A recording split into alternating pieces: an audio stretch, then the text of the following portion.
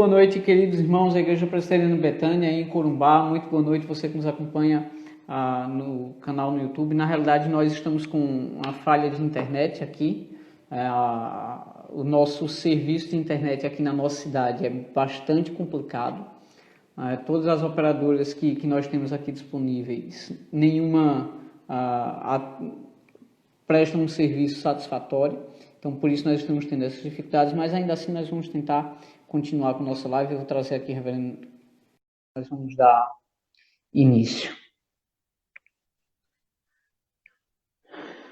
Então, e aí, reverendo Ricardo, tranquilo? Está funcionando aí agora? Sim, estou conseguindo lhe ouvir bem, graças a Deus.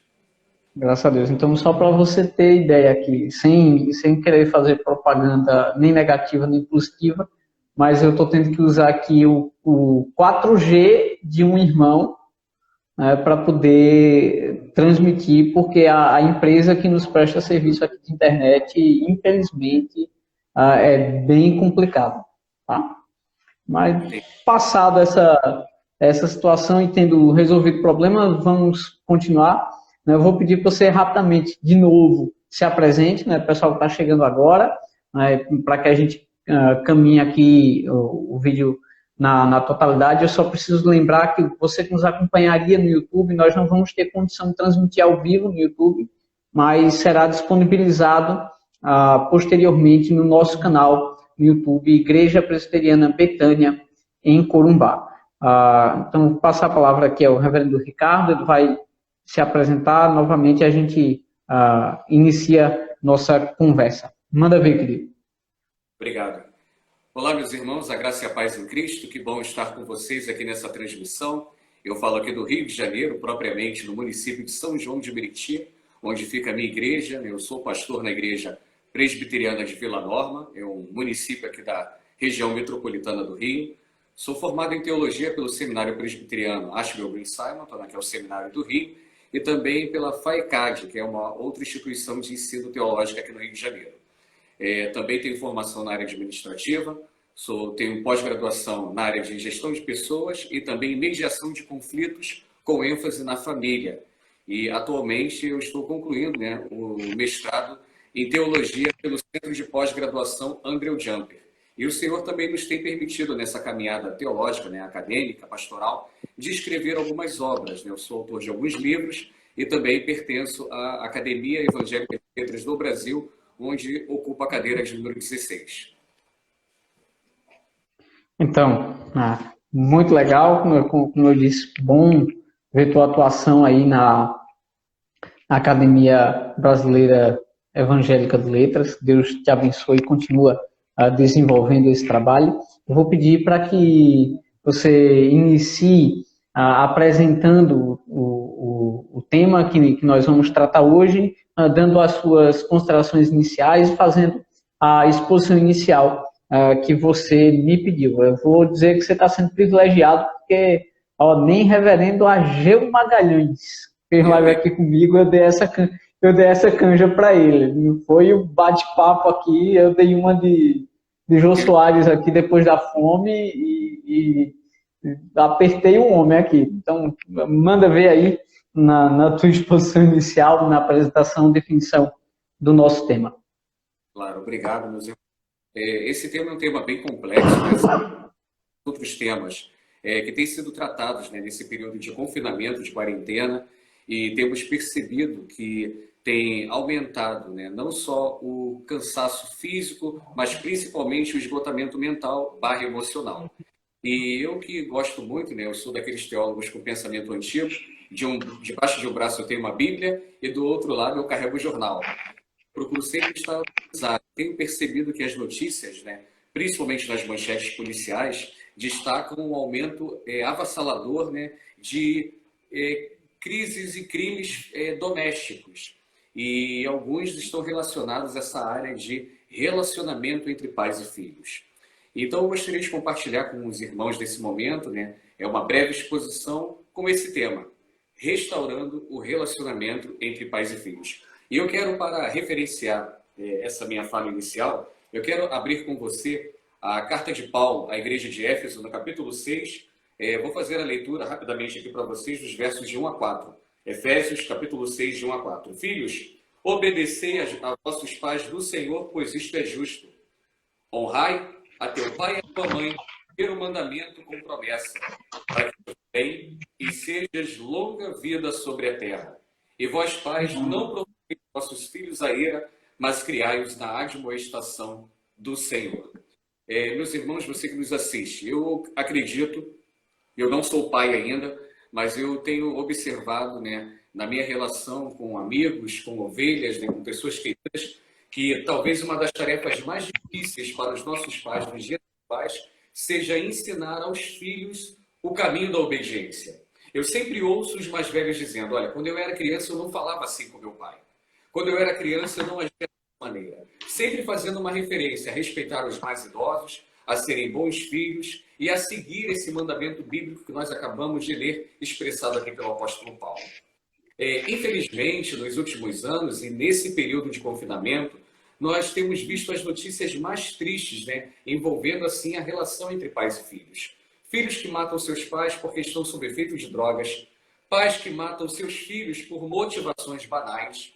E eu acredito que você deve se lembrar daquele caso, né, que repercutiu na sociedade brasileira, da jovem de classe média alta lá em São Paulo, a Suzane Luiz von Richthofen, que juntamente com os irmãos Cravinhos, né, ela arquitetou e executou a morte dos seus pais com golpes de barra de ferro. Então, houve muitas especulações sobre a motivação, mas nós sabemos, né, da onde vem a origem desses males. Já está descrito lá no livro do Gênesis, no capítulo 3. O grande ponto é que, às vezes, nós cristãos respondemos o seguinte, pastor, isso acontece com as pessoas que não têm conhecimento de Cristo. Isso acontece com as pessoas que não são rígidas e orientadas à luz da palavra de Deus. Eu, durante algum tempo, eu também pensei assim. Mas só que no dia 27 de fevereiro do ano de 2012, foi uma data bem importante, se eu não me engano, era um domingo, porque no dia anterior, a minha igreja, a igreja que eu pastoreio hoje, havia sido organizada. Então, após sair dessa grande celebração com a igreja que hoje eu pastoreio, no dia seguinte, eu recebi uma nota de falecimento do bispo anglicano Robson Cavalcante. Acredito que alguns irmãos devem conhecer, eu tive a oportunidade de estudar um dos seus livros no seminário. Eu tive a oportunidade de conhecê-lo lá no Seminário Presbiteriano do Norte. Pouco antes da morte dele, ele tinha dado uma palestra para a gente lá. Não, e o bispo Robson Cavalcante, ele era defensor, né, reverendo, da missão integral da igreja, casado com Miriam Cavalcante, uma educadora, e ambos foram brutalmente assassinados pelo seu filho Eduardo. E quando eu recebi essa notícia, né, a gente fica meio sem o que fazer, o que dizer, né? Uma criança que, como muitos dos filhos, né, de pais que aqui estão assistindo, cresceram na igreja, fizeram aquelas apresentações no Dia dos Pais, no Dia das Mães, mas só que Eduardo, quando ele estava com 16 anos, devido a um problema de relacionamento com os pais, ele foi morar nos Estados Unidos, lá na Flórida, porque ele se sentia abandonado. E aí, quando ele retorna, né, ele retorna para casa, porém, nesse contexto totalmente conflituoso, e ocorre esse incidente. É claro que nós, como cristãos, precisamos ter o seguinte entendimento. Eu falo isso muito na minha igreja. Nós, cristãos, não estamos dentro de um campo de força, numa redoma de vidro, com um colete à prova de provações. Tudo aquilo que acontece com um não crente pode também acontecer conosco. A grande questão é que nós temos, é claro, o Espírito Santo, temos a palavra de Deus para reagir em meio a esse caos. Mas eu quero que você entenda o seguinte, nós temos duas famílias, né? Uma da Suzane Luiz von Richthofen, que eu não posso agora afirmar se eles eram evangélicos ou não, mas uma eu já posso afirmar uma família cristã, de orientação cristã, e que dentro desse seio familiar tem essa tragédia. E eu penso que talvez muitos, quando receberam essa notícia, reverendo Paulo Gustavo, devem ter pensado, mas o que será que aconteceu? Onde foi o problema? Será que o problema era dos pais? Ou foi com os filhos? E aí por isso que eu li para vocês aqui a carta do apóstolo Paulo. Porque o apóstolo Paulo é sempre visto como nós, como um grande teólogo, pastor, missionário. Mas quando nós lemos o trecho dessa carta, nós vamos perceber que ele também é um excelente psicopedagogo. porque ele vai tratar aqui o grande sumário, né, dos deveres, né, da família.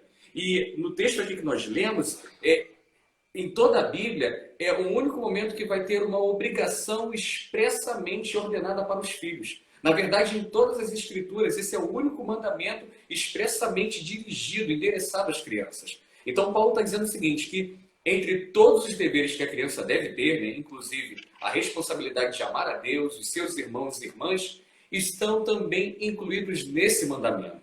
E me chama muita atenção que o apóstolo Paulo escreve uma carta, né, para a igreja que se encontra em Éfeso. A liderança lê essa carta e ele presume que certamente entre os ouvintes também estavam crianças.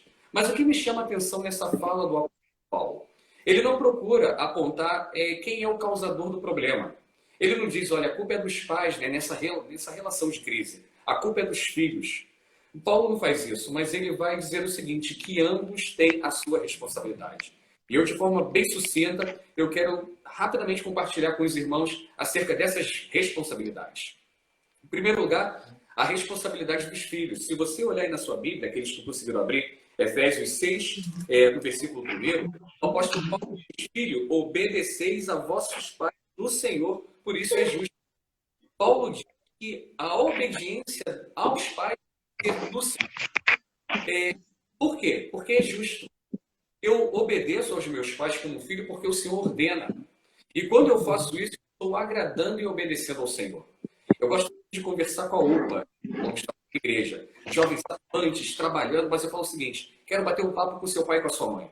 Porque não adianta fazer parte da UPA local, da federação, da sinodal, talvez até na nacional, enquanto em casa é alguém que desobedece aos pais, alguém que não cumpre as responsabilidades que são passadas pelos pais, e um jovem que diz que obedece a Deus, mas em casa desobedece aos pais, é um jovem que está totalmente incoerente aos ensinamentos da palavra de Deus. E aí tem um ponto que eu gosto dos filhos, né? Os meus pais, pastor, são chatos, são caretas, são pegajosos, mas em muitos momentos nós nos esquecemos que eles têm muito mais experiências do que nós e um outro fator importante. Depois de Deus, não existe ninguém que ame mais os filhos do que os pais.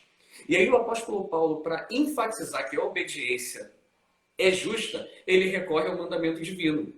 E essa ideia aqui de Paulo, né, ele vai fazer uma referência ao que está escrito em Êxodo, capítulo 20, verso 6, quando o Senhor diz, e faço misericórdia até 1000 que amam e guardam os meus mandamentos. Então, de todo o decálogo, de todos os 10 mandamentos, o quinto mandamento de honrar pai e mãe é o único mandamento que contém uma garantia específica de bênção e prosperidade para aqueles que lhe obedecem. Esse foi um dos textos que eu logo que compartilharam comigo quando eu me apresentei ao Evangelho de Cristo, né? Quando eu me rendi ao Senhor. E eu tinha dificuldade de entender isso, o que significava honrar pai e mãe. Mas nós devemos honrar pai e mãe de todas as formas, até mesmo quando nos tornamos adultos. Um outro ponto que eu vejo também por falha de muitos filhos é que alguns, ao completarem 18 anos, acham que não devem mais obrigação aos pais. Saem e entram dentro de casa a hora que querem e que bem entendem. E diz o seguinte, agora eu já estou adulto, eu já me sustento. Mas o dever do filho de honrar pai e mãe não termina quando ele se torna adulto. E, inclusive, quando nós olhamos para os evangelhos, né, no Evangelho de Marcos, capítulo 7, de 9 a 13, Jesus Cristo ele vai falar sobre isso. Ele vai falar que a inviolabilidade dessa lei era algo muito sério. E exatamente ele condenou os fariseus e os escribas porque eles estavam encontrando uma maneira de descumprir o quinto mandamento depois de se tornarem adultos. E às vezes eu vejo muitos pais cristãos, reverendo, que se tornam reféns disso, dizendo o seguinte, mas pastor, ele é rebelde, mas o que eu vou fazer? Ele já é de maior. Bem, pega a Bíblia e você vai perceber que ele pode até ser um idoso, mas se ele ainda tiver pais, mesmo sendo ele pai de filhos, ele precisa ter obediência aos pais. E aí eu queria rapidamente, para fechar esse ponto aqui para os filhos. Essa honra, né, de pai e mãe deve ser demonstrada a ambos os pais, porque ambos são iguais em autoridade. É muito comum observarmos esse jogo de empurra, que às vezes começa com os pais. Olha, se você não me obedecer, eu vou chamar sua mãe. Se você não ouvir, eu vou falar com seu pai, como se um tivesse uma autoridade maior do que o outro. E a Bíblia não nos ensina isso. A Bíblia vai dizer que ambos são iguais em autoridade. E um outro ponto para você, filho, que me ouve nesse momento. A desobediência aos pais indica uma vida indisciplinada. E esse texto aqui, com essa promessa, com essa garantia, ele continua em vigor. Porque se você parar um pouquinho e pensar, você deve se lembrar de muitas vidas que foram interrompidas pela desobediência. Pelo Paulo Gustavo, eu não nasci na igreja. E eu me recordo que, quando, na minha infância, eu perdi muitos amigos, né, para a criminalidade aqui no Rio de Janeiro. Muitos foram assassinados. Uhum. E eu me recordava das mães chorando ao lado do corpo. Eu até então não sabia que elas eram crentes, mas hoje, enxergando aquele estereótipo cristão, né, aquelas irmãs com saia comprida, a gente usa essa expressão aqui no Rio, coque e cebola, que vai identificar com o movimento pentecostal, eram irmãs que estavam ali. E eu fico pensando, em quantos momentos aquelas mães não estavam de joelhos orando pelos filhos? Em quantos momentos aquelas mães não estavam orientando, filho, não vá por esse caminho, cuidado com essas amizades, mas só que os filhos não querem obedecer aos pais. Então, filhos indisciplinados é sinônimo de ruína para a igreja, para a sociedade e para a nação. E volto a dizer, a promessa que Deus faz em recompensar os filhos por serem obedientes ainda está em vigor, tá? Reverendo, quanto tempo eu tenho? Tem mais 5 minutinhos? Então, Mais 5. Ótimo. Então, deixa eu rapidamente falar. E enquanto isso, eu já vou jogar uma pergunta aqui no seu colo. Ah, maravilha. Você está colocando aí a questão dos filhos, eles devem ser disciplinados, né, de que os filhos têm uma responsabilidade com os pais. E aí eu queria saber de você como que você aplica aquele texto do Antigo Testamento, do livro de Deuteronômio, quando Moisés traça leis para lidar com o filho, quanto mais rebelde, né, que ambos os pais tinham de levar o camarada aos juízes e dizer assim, ó, esse camarada está aí um fardo nas nossas costas, não obedece, não faz nada, está só contextualizando para hoje. Passa o dia comendo e dormindo, não contribui com nada dentro de casa, não nos honra, não nos obedece, o que é que a gente faz com ele? E aí o texto lá é duro ao ponto de dizer assim, os juízes vão sentenciar e dizer que ele deve ser apedrejado, empurra ele para fora da cidade, taca-lhe pedra, porque é para extirpar o mal do meio de vocês. Como é que a gente aplica esse texto hoje? Você pode usar aí o tempo restante para os pais, enquanto você pensa na resposta, né, e aí a gente continua aqui. Esse ponto aí, né, com o legislador Moisés, é perfeito. A aplicação da disciplina e que vem ao encontro do 5º mandamento, porque se eles se tornaram independentes e desobedientes, qual é a promessa? Se eles fossem obedientes, seus dias de vida seriam prolongados, mas se fossem desobedientes, viria a punição, inclusive com punição de morte. Hoje nós não temos mais esses mediadores, né, legislando entre o homem e Deus, mas nós temos a nossa justiça, que é o braço vingador. E esse ponto, Reverendo Paulo Gustavo, me chama a atenção para algumas situações que já vivenciamos aqui no Rio de Janeiro. Aqui no Rio de Janeiro, nós já tivemos mães que já conduziram seus filhos envolvidos com tráfico de drogas à delegacia para que eles pudessem ser penalizados, né, ou punidos, né, recebesse assim, a sanção do Estado mediante aos crimes cometidos. E talvez alguém poderia dizer, e a lei prevê isso, né? A mãe que esconde o filho, ela não é presa como cúmplice, porque só a mãe tem o direito de fazer isso, ou talvez os pais. Mas já teve casos aqui assim, e aí nós vamos ver esse contexto bem atual com aquilo que acontecia. Uma questão de rebeldia, uma questão de indisciplina severa, e essa mãe, como é um caso que eu estou citando que já ocorreu aqui no Rio de Janeiro, de conduzir o filho até as autoridades para ele receber a pena proveniente pelos seus pecados. Então, ainda que seja diferente hoje, né, hoje a gente não faz isso, mas temos algumas coisas similares ao que acontecia. Mas deixa eu fechar aqui rapidamente com a responsabilidade dos pais, que Manda ver.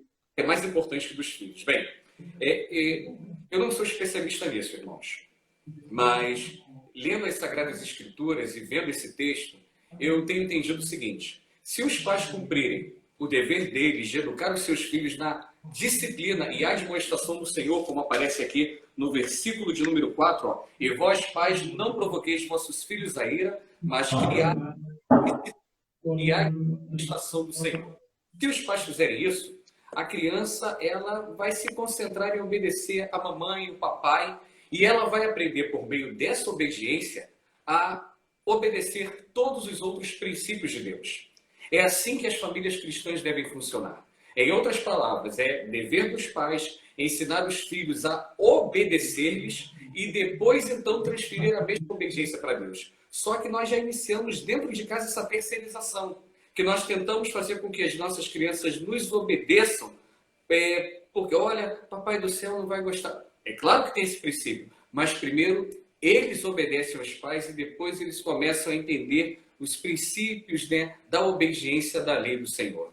É claro que eu também preciso colocar aqui, mesmo não sendo pai, que ensinar as crianças, né, no caminho que se deve andar, vamos usar essa expressão, não é uma tarefa fácil. Isso vai exigir um esforço diligente de você que é pai. E eu vou destacar três Com certeza. A primeira, porque toda corrupção que cerca os seus filhos tende a contaminá-los. Em segundo lugar, porque o pecado humano tende a guiá-los por caminhos tortuosos. Em terceiro lugar, por causa da própria infantilidade dos seus filhos, que acabam se colocando em lugares, né, expostos e às vezes a muitos perigos. Mas o que me chama a atenção é essa orientação que o apóstolo Paulo traz aqui no verso 4, parte A. Ele diz o seguinte: não provoquei os vossos filhos a ira. E ele escreve também à igreja de Colosso, no capítulo 3, verso 21, dizendo: pais, não exaspereis vossos filhos, não os amargueis nem os irriteis. Há pouquíssima diferença, né, entre a expressão que nós lemos aqui no texto com a de Colossenses. Mas eu me recordo, não sei se você, pai, já parou para pensar nisso. Reverendo Paulo Gustavo, quando eu cheguei na igreja, nenhum pastor me sentou comigo e falou o seguinte: eu vou te explicar o que é isso aqui. Então eu não sabia, eu não sou pai ainda, mas sendo desejoso, né, tendo desejo de ter filhos, eu ainda não tinha aprendido o que significa colocar os filhos à ira, ou provocar a ira. E eu listei algumas coisinhas aqui, me deem mais 5 minutinhos só para poder falar isso aqui. Manda ver. Tá bom, obrigado, Paulo Gustavo. Isso é uma benção. Em primeiro lugar, com excesso de proteção. Alguns pais vivem dominados, experiências que eu tenho vivido aqui na minha área pastoral. Alguns pais vivem tão dominados, né, pelo medo de algo que possa acontecer com os seus filhinhos, que eles procuram cercar os filhos por todos os lados. Não façam isso, não faça aquilo, saia daqui, não vai para lá. E às vezes esse processo de mimo pode chegar ao cume. É claro, a palavra de Deus diz, né, que eles são promessas, nós temos uma tutela provisória. Precisamos ter cuidado com os filhos, mas temos que evitar os excessos. Já vi crianças cristãs que nesse excesso de cuidado, ele era um pouco mais educado que as outras crianças. E aí os demais coleguinhas implicavam com a sexualidade dele. Já vi muitas outras implicações que fez com que os filhos ficassem numa situação de grande constrangimento devido a essa proteção exacerbada que era dada.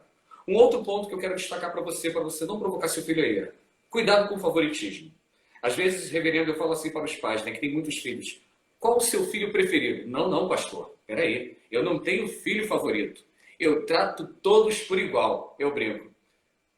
Pode falar a verdade para mim, tá, meu irmão? Fala isso para eles. Por quê? Porque nós não tratamos todos os filhos iguais. Cada filho apresenta uma demanda diferente, que vai exigir uma resposta, um cuidado, um tratamento diferente por nós. Agora a gente não pode... Sim? Me permita me meter um pouquinho nisso daí, né? Mas na própria vivência que eu tenho hoje aqui, né?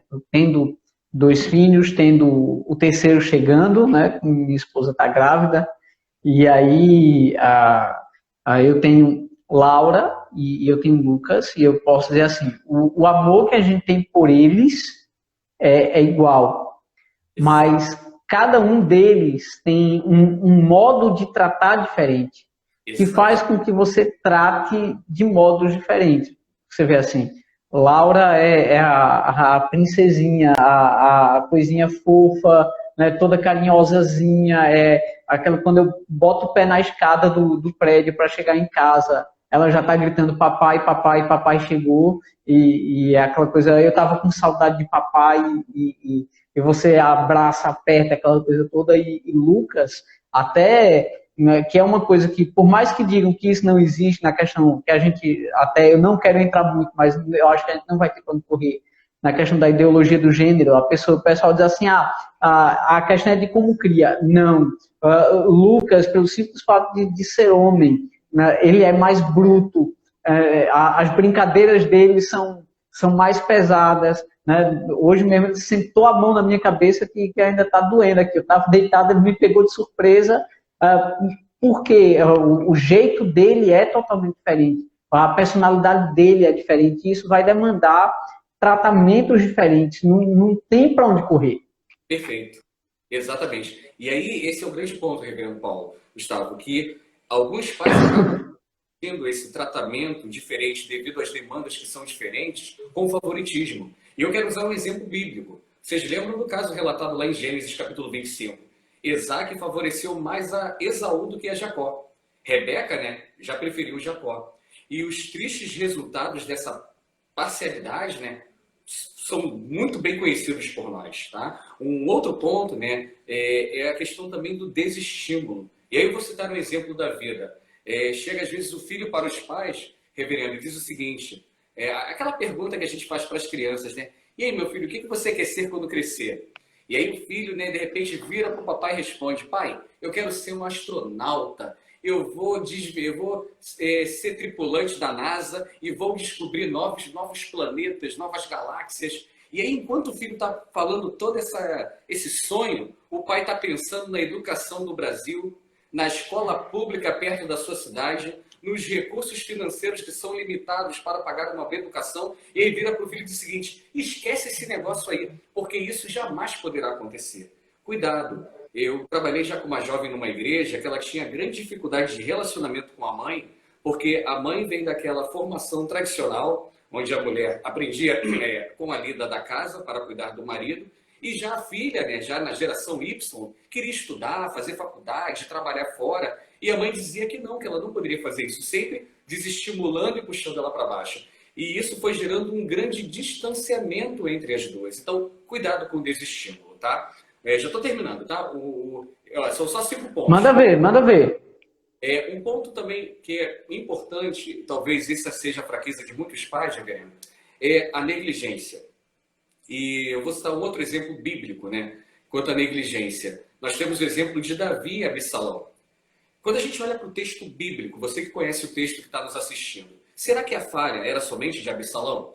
Não foi Davi também culpado por negligenciar o seu filho? E eu tenho me preocupado muito nesse ponto, porque muitas coisas interessantes, atraentes, se apresentam diante dos seus filhos em vários momentos da vida dele. Como drogas, como bebida, como internet, como comportamento homossexual, que já foi colocado aqui pelo reverendo Paulo, que não é uma questão, porque foi a criação, foi o gênio, não, é uma questão comportamental, é uma questão de orientação, é uma questão de rebeldia, entre outras. Mas o grande ponto que às vezes eu vejo em algumas áreas é a negligência.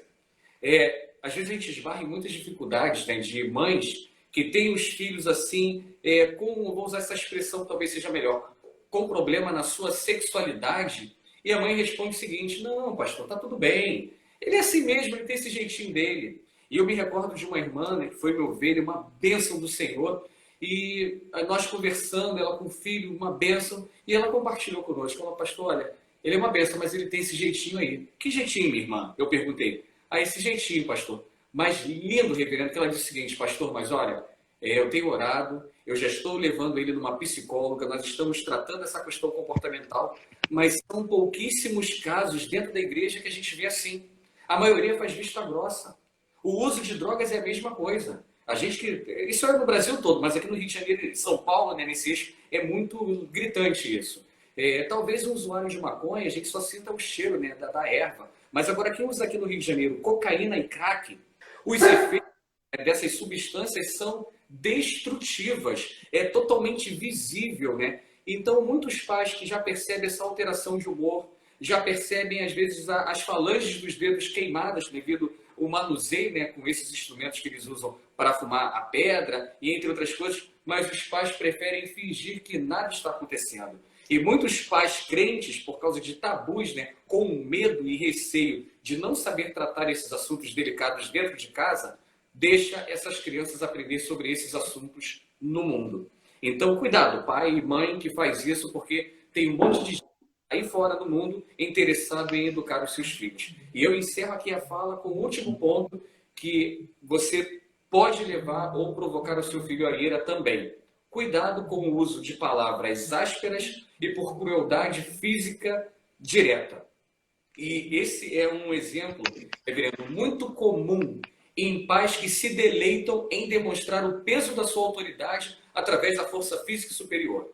Repreendem seus filhos, eu sei que isso é bom, eu sou daqueles tempos antigos da varinha, né, do cabo de vassoura, né, eu não sei se é quando baixo assim, do pescoção, eu sou desses tempos bons, não fiquei rebelde, pelo contrário, minha educação foi boa, foi ali incrível. No entanto, alguns pais estão passando dos limites, né? Submetendo os filhos a castigos físicos muito severos, ao cárcere privado, tratando às vezes o filho com escassez de pão e muitas vezes isso se torna um hábito. E na vida de crente é que eu estou dizendo. E quando a gente faz uma pesquisa, se você jogar aí no Google, você vai ver que nos tribunais do Brasil e no exterior estão cheios de registros de casos de crueldade que os pais cometem até mesmo contra os seus bebês. Muitos pais estão passando dos limites na hora de educar os seus filhos. Cuidado. E aí, reverendo Paulo Gustavo, eu me recordo daquele seriado de TV bem famoso, Todo Mundo Odeia o Chris, né? E lembra muito a minha infância. Não sei se passa em Corumbá, deve passar. Lá do Chris, né? Uma família na década de 80. A mãe do Chris, a Rochelle, era como a minha mãe. Minha mãe era daquela... Se você botar a mão nisso aí, eu vou arrancar o seu braço. Se você falar esse palavrão de novo, eu vou botar um ovo quente na sua boca. E reverendo Paulo Gustavo, minha mãe já é falecida, está na glória do Senhor. Mas minha mãe, ela simulava. Ela pegava lá a frigideira, botava o ovo quente e eu aterrorizava. Ovo quente na boca. Mas só que isso não passava de uma hipérbole, né? De um exagero verbal. Minha mãe, ela não fazia isso. Infelizmente, muitos cristãos são vistos pelos seus pais como verdadeiros verdugos, né? Algozes, torturadores do seu tempo. E aí, finalizando, Paulo diz, né? No verso 4, parte B, criai os filhos na admoestação do Senhor, na disciplina do Senhor. Então, esse é o caráter da educação cristã. Então, eu gostaria de deixar essa palavra para os irmãos inicial. Então, eu quero deixar aqui uma frase que eu li há um tempo atrás. O próprio coração da educação cristã é esse: conduzir o coração da criança ao coração do seu Salvador. E deixo como referência assim, Paulo a Timóteo 3, verso 15. Que o Senhor assim nos abençoe.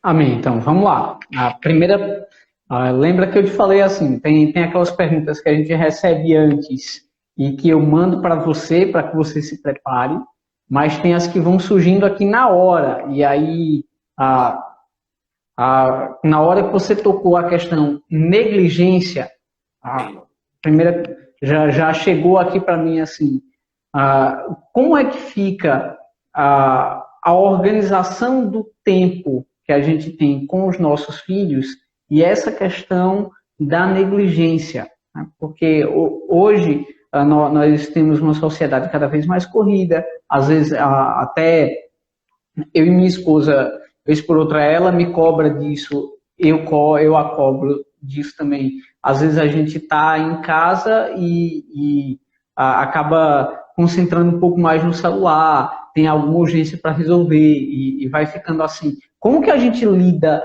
com essa questão entre negligência e o organizar o nosso tempo no cuidado dos nossos filhos? Ok, excelente pergunta, né? Quando a gente olha para essa questão de organização do tempo ou falta de tempo, nós, olhando até para os tempos primitivos, também isso já acontecia. É claro que nessa família mais tradicional, normalmente as mães ficavam em casa para cuidar dos filhos, enquanto o marido, né, ia trabalhar para garantir seu sustento. Hoje, a nossa sociedade é mais moderna, onde ambos os pais, né, acabam trabalhando, e às vezes tendo uma carga horária muito grande no trabalho. A gente até costuma dizer que às vezes ficamos mais tempo no trabalho do que dentro de casa, e aí esbarramos nessa questão do lar. E aí acontece até conforme uma pergunta que já apareceu aqui, só que era para escola dominical. A gente acaba terceirizando a educação. E essa educação acaba, em alguns momentos, sendo feita ou pelas creches, onde as crianças passam grande parte do seu dia, ou sendo feita pelos avós que cuidam dessas crianças. Eu entendo, reverendo Paulo, a questão da falta de tempo nessa dinâmica, mas eu acredito que sempre surge um tempo. Aqui no Brasil nós não temos de trabalho de 12 horas, como acontece na China. E ainda que seja lá um país comunista, nós temos o reflexo daquela educação lá, do regime, do que eles praticam como educação em termos de tecnologia, em termos de ciência, em termos de prática de esportes. Então, eles encontram tempo para fazer isso. A grande questão é que muitos de nós, né, deixamos de zelar pela educação dos nossos filhos com base nessa desculpa do tempo. É claro que eu não quero generalizar, né? Não quero dizer que todos fazem isso, mas em muitos momentos nós queremos tempo para nós e não tempo para dedicar aos nossos filhos. Ah, hoje é a minha folga, é o meu momento para descansar. Às vezes nós ouvimos muitas dessas falas, mas a partir do momento em que o Senhor permitiu que tenhamos filhos e temos essa responsabilidade de criar do Senhor, nós precisamos fazer tudo aquilo que está ao nosso alcance para criar esses filhos. E isso vai incluir o quê? Em abnegar algumas coisas que nos trazem prazer. Vai fazer com que, em alguns momentos, precisemos abrir mão de noites de sono, caso seja necessário para mais educação. Eu acredito que o Paulo Gustavo já passa muito por isso, né? O sono começa a ficar privado.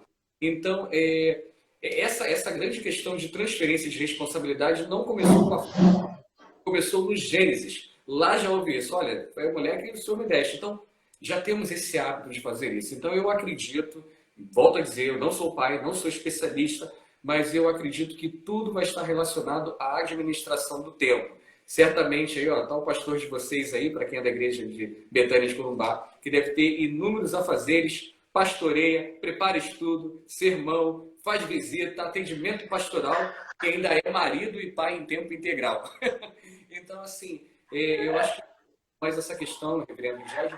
Você começa a falar, vai me dando um cansaço, tá?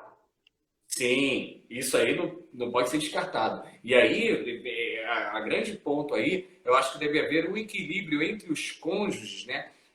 Para partilhar, de ter esse revezamento. Se um está descansando, o outro está atuando, vai ter momento que os dois estão juntos. Então é importante que haja essa harmonia funcional para que não ocorra negligência. E quando a gente fala de negligência dentro dessa pergunta, são aquelas coisas assim que são muito graves e deixam de ser tratadas não é porque os pais não estão vendo, mas porque às vezes não têm coragem para tratar. Grande parte de problemas familiares relacionados entre pais e filhos que eu tenho observado está relacionado a isso. Permita-me, reverendo Paulo, novamente voltar ao exemplo aqui do bispo Robson Cavalcante. Eu me recordo no período do Eduardo, saiu uma notícia de alguns amigos que haviam conversado com ele alguns dias, algumas semanas antes do assassinato, e ele relatava a preocupação com o filho. Ele dizia que o filho estava prestes a voltar para casa. Não estava voltando para casa, estava com saudades da família. Mas eles estavam para casa porque lá nos Estados Unidos havia um mandato de extradição contra ele devido ao comportamento desobediente e envolvimento com drogas. E o bispo estava muito preocupado, né, de como lidar com esse filho, vou usar essa expressão, talvez não seja melhor, problemático, né, alguém que também estava precisando de ajuda e que estava voltando para casa. Então, às vezes, né, é muito comum vermos isso na igreja, na sociedade, as pessoas dizendo: eu já tenho muitos problemas, você vai me trazer mais um. E tem muitos pais fazendo isso com os filhos. Já basta o meu problema do trabalho, já basta o meu problema na igreja, você ainda vai ficar me dando problema também? E aí os pais deixam, como a gente fala aqui no Rio, né? Deixa o vento levar, deixa o barco correr, fingem que nada está acontecendo, e aí quando percebem, a tragédia já está anunciada. Pois é.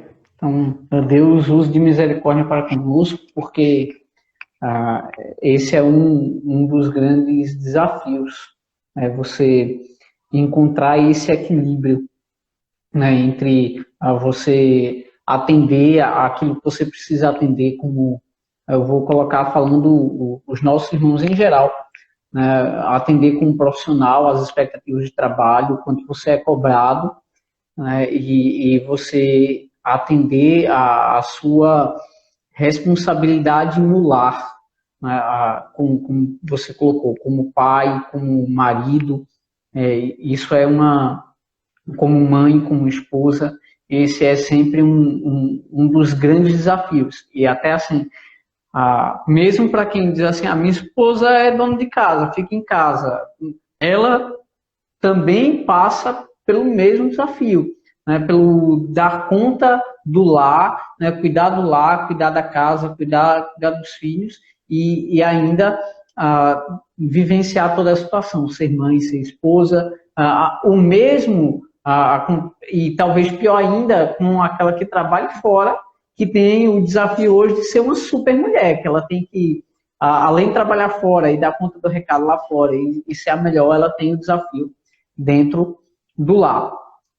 Satisfeito? Respondida a pergunta? Tranquilo? Vamos para a próxima. O vídeo ainda está meio travado, mas eu estou me virando aqui, tá? Deixa a próxima pergunta da nossa irmã Renata, e ela escreve do seguinte modo: a minha dúvida é, como nós podemos dar continuidade ao estudo bíblico em casa com as crianças? Você tem dicas para melhorar o processo? Tem um roteiro para estabelecer isso como uma rotina? Contigo. Ok. Eu não tenho roteiro, tá, Renata? Não tenho, assim, nada pronto. Nunca coloquei isso na igreja. Até porque eu entendo que, da mesma maneira como o evangelho é dinâmico, o que isso significa? Surgem demandas novas e, através dessas demandas, né, através desses desafios, vai exigir novas respostas, né? Claro, aquilo que não muda, que é o evangelho, assim também em casa. Então, eu acredito que cada pai e mãe precisa identificar e a melhor forma de tentar condicionar os filhos a ter esse envolvimento, né, com Deus através da sua palavra. Eu acho que um ponto muito importante, né, nessa relação é de começar isso nos filhos, nos pais, desculpem.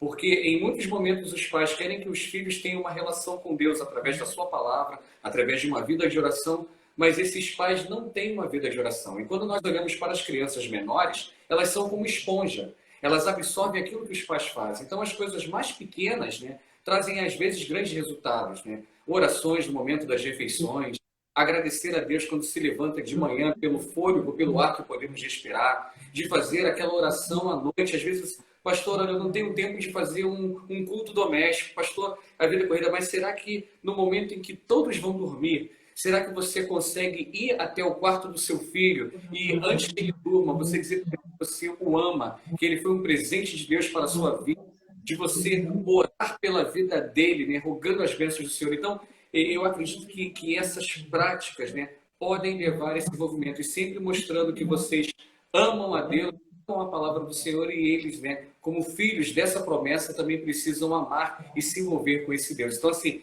eu não tenho um roteiro, mas eu posso dizer que hoje nós temos muitas ferramentas para trabalharmos com crianças, né? Nós temos vídeos, nós temos canais em YouTube, né, com material próprio, até o breve catecismo, nós temos ele ilustrado para ser trabalhado. Eu tenho um desejo, Reverendo Paulo, de escrever algumas coisas teológicas também para crianças, né, ilustrado. É um projeto que a gente pensa. Mas nós temos todo esse material que pode se estender, né, sair da igreja para a nossa casa. Porque eu vou até entrar numa pergunta que foi colocada aqui, né, para algum irmão, sobre a questão que houve uma cultura na igreja brasileira de terceirizar a educação cristã dos filhos na EBD. Né? Os pais que só acham o seguinte: olha, eu já me comprometo em levar o meu filho para a igreja, então é isso que ele vai aprender. Ele já tem cota. Deixa eu colocar já essa pergunta aqui em tela. A pergunta é do Douglas e ela está escrita do seguinte modo: há tempos formou-se uma cultura na igreja brasileira de terceirizar a educação cristã dos filhos na EBD, quando os pais se comprometem a levar seus filhos à igreja. O que tem limitado, aí agora é que tem a pergunta de fato, né? O que tem limitado o ensino das escrituras dentro do lar? Exatamente, por isso que eu coloquei junto. Qual que é esse fator limitador? Por isso que eu coloquei junto com essa pergunta da Renata, né? Talvez a desculpa da questão do tempo e também a questão, em muitos casos, mesmo não generalizando, desse envolvimento dos pais com a palavra. Às vezes nós achamos que orientar os caminhos, a criança, né, nesses caminhos, né, que elas devem andar, no conhecimento do Senhor, é só levá-las para a igreja. Você, pai e mãe, né, que está me ouvindo, que está nos assistindo aqui, você é o responsável, no caso, assim como o marido é responsável pela vida espiritual da esposa, vocês, pais, são responsáveis pela vida espiritual dos seus filhos. Lembram criai-os na disciplina e admoestação do Senhor. Não é a escola dominical que vai apresentar a Bíblia para as crianças, né? Aí as duas perguntas estão bem relacionadas, tanto do irmão Douglas e também da Renata. Mas em casa. Uhum. Então, a escola dominical, ou a igreja, ou o ensinamento do pastor, ou da tia Maricota lá que trabalha com as crianças, ela não é extensão, quer dizer, ela deveria ser uma extensão daquilo que começa no lar, mas tem acontecido o contrário. A maior reclamação, reverendo, que eu ouço às vezes do departamento infantil é exatamente das tarefas que não são realizadas em casa. E aí, às vezes, parece, a criança ela não quer se envolver, a criança não quer nada, pastor. Mas, na verdade, os pais, às vezes, nem conversam com os filhos. O que a tia passou para você hoje? O que você aprendeu? São pouquíssimos os pais que chegam, às vezes, em algum momento, que eu já percebi, e falam assim, pastor, olha, meu filho aprendeu isso aqui, o que vocês estão ensinando? E a minha esposa aqui na igreja, ela também ajuda no departamento infantil, eu sempre falo para ela o seguinte, Vanessa, meu amor, departamento infantil não é creche, não é depositário de criança. A criança está incomodando no culto, joga a criança para a salinha. Não, é um local onde ela vai aprender a amar a Deus, a servir ao Senhor, a obedecer os mandamentos. Mas só que isso é muito pequeno, porque muitas crianças só conseguem ir na igreja no domingo, e quando vão. Então precisa ser praticado dentro de casa. Então, essas duas perguntas estão relacionadas porque foi o enunciado que o irmão Douglas colocou ali. Nós acostumamos a terceirizar. Já fazemos isso com a nossa falta de tempo, é claro, não temos, às vezes, outra opção, deixamos a criança na creche. Eu tenho visto, nesse período de pandemia, eu vi um noticiário de mães reclamando dos filhos em casa. E eu conversava com a minha esposa em casa, sabe o que está acontecendo? Elas desaprenderam a cuidar dos filhos. Porque eu tenho amigos assim, que bota a criança às 7 horas da manhã na creche e busca às 18 horas. A criança fica 13 horas na creche. Então, assim, ela passa mais tempo com a tia na creche do que em casa. E aí, agora, quando a criança está em casa, correndo, subindo na parede, pulando corda, aí os pais estão, assim, meio que desespero. E aí, o que compete a nós em tudo isso? Cuidar, ensinar e orientar na palavra de Deus. Então, juntando as duas perguntas, respondendo a Renata, eu não tenho uma metodologia. O que eu trago aqui é aquela orientação bíblica, né? Da mesma forma como nós amamos a palavra, nós devemos ensinar as crianças a amarem a palavra de Deus. Eu tenho falado para os crentes aqui na minha igreja. Eu entendo que a nossa comunicação com Deus ela é uma via dupla. Nós falamos com Deus através das orações, é claro, e ouvimos Deus falando conosco através da leitura da sua palavra. E tem muito crente que hoje é surdo e mudo espiritual. O que significa? Ele não sabe a vontade de Deus para a vida dele porque ele não lê a palavra e ele não tem conversado com o Senhor através das suas orações. E aí, essa falta de prática dos pais acaba sendo realidade na criação dos filhos, que vão crescendo e abrindo cada vez mais um distanciamento do Senhor. Então, talvez a minha orientação, né, a minha sugestão seja para os pais de, permitam-me a expressão, deixarem de ser omissos, né, nessa responsabilidade, chamarem para si esse compromisso espiritual e, de fato, caminhar com eles na leitura e no conhecimento da palavra de Deus. Só que o grande problema, reverendo, é que isso tem que pagar o preço. Muitos pais vão dizer, mas eu quase não leio a Bíblia, eu não gosto. Eu tenho dificuldade, as letras embaralham. Então, a gente prefere dizer o seguinte, ele já está indo para a escolinha, a tia vai ensinar eles a fazer isso. Então, esse é um problema que a gente lida. Pois é, e é um desafio muito, muito grande, reverendo, porque você lidar até assim, por exemplo, eu tenho uma dificuldade grande aqui, colocando um pouco da minha experiência pessoal. Por exemplo, minha filha, ela sempre diz assim, papai, conta uma história. E aí, você me mata, porque pense na dificuldade que eu tenho para adaptar minha linguagem à linguagem que ela entenda. Por mais que ela, vez por outra, me surpreenda. Outro dia desse, ela me surpreende com o uso do pronome na língua portuguesa, que é uma coisa chata de você aprender. Mas aí vem Laura e pega a nossa cachorrinha, Sky, e eu digo, Laura, para onde é que tu está levando a cachorra? E ela diz assim, eu quero colocá-la dentro da caixa. Meu Deus do céu. A menina tem 3 anos e ela está usando a prótese pronominal pronominal melhor do que muita gente por aí, melhor até do que alguns presidentes. Mas aí, eu não ia perder essa. Mas aí, enquanto isso, eu tenho maior dificuldade para contar uma história para ela. Minha esposa é quem se esforça mais nesse sentido, né? Mas aí você fica com a dificuldade de aplicar aquilo que você vive na igreja, aquilo que você vê o departamento infantil se esforçando por fazer, né? Porque é uma questão vocacional linda e enorme, né? E que às vezes os pais negligenciam, até para mim é assim, é um desprezo com o trabalho do departamento infantil, porque ele não considera o que a pessoa se preparou, estudou durante a semana toda, quase tanto quanto a gente que prega, estuda para fazer, né? E aí a pessoa vai lá, dá aquela aula para a criança, e os pais negligenciam a criança nesse aspecto durante a semana inteira, como você colocou, sequer pergunta o que foi que a criança aprendeu. E aí eu lembro de um pastor que fez parte de minha preparação enquanto eu estava no Seminário Presbiteriano do Norte e frequentava a Igreja Presbiteriana das Graças, em Recife, né? Era a igreja que me mantinha. Aí eu sou muito grato a Deus pela vida dessa igreja e pela vida do reverendo Antônio Sávio, né, que a gente chamava carinhosamente de Fubá.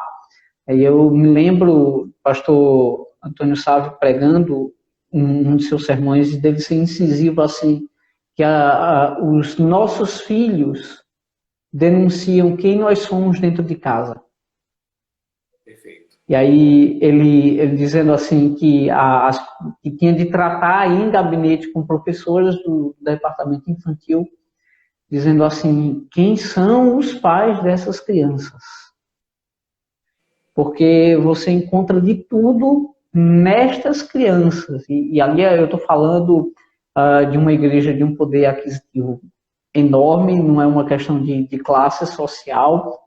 Eu estou falando de pessoas aculturadas, como em geral é o público presbiteriano, pelo próprio modo como a nossa igreja se porta, essa coisa toda, a gente tem esse fenômeno, principalmente em capitais, e isso a gente não tem como fugir disso, mas aí colocando assim, que você encontra de tudo, de palavrões a mentiras deliberadas, e isso vai demonstrando quem de fato nós somos, para aquilo que você falou, nossos filhos são nosso espelho. Então, é uma situação bem difícil e até assim, eu me sinto não ser suficiente para essa missão, né? E aí é onde a gente tem que contar com a graça de Deus que nos auxilia nesse caminho. Tranquilo?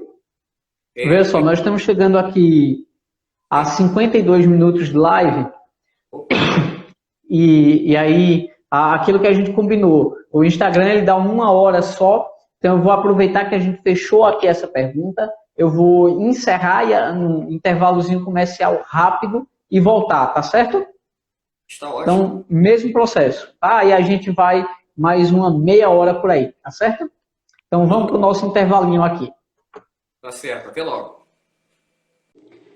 Estamos de volta, meus queridos irmãos da Igreja Presbiteriana Betânia em Corumbá, você que nos acompanha no nosso canal no YouTube, então continua nos seguindo, nós vamos já aqui trazer nosso irmão reverendo Ricardo Narciso e continuar nosso bate-papo. Quero mandar desde já um abraço à nossa irmã Jéssica, Deus te abençoe, querida, você e ao Douglas, vamos só esperando aqui, reverendo Ricardo. Apareceu. E aí, querido?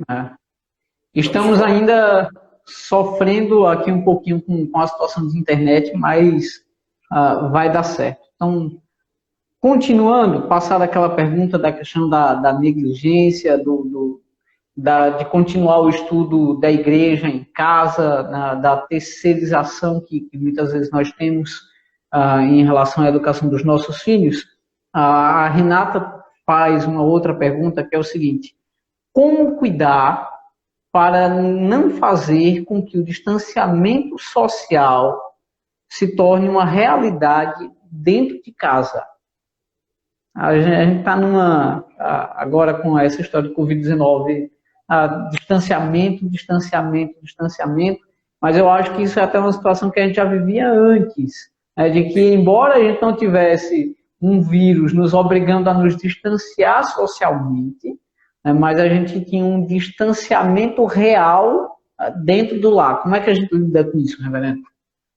Então, Renata, em tese, né, isso as pesquisas têm demonstrado, eu também tenho observado isso aqui no meu convívio social, né, com amigos e irmãos em Cristo.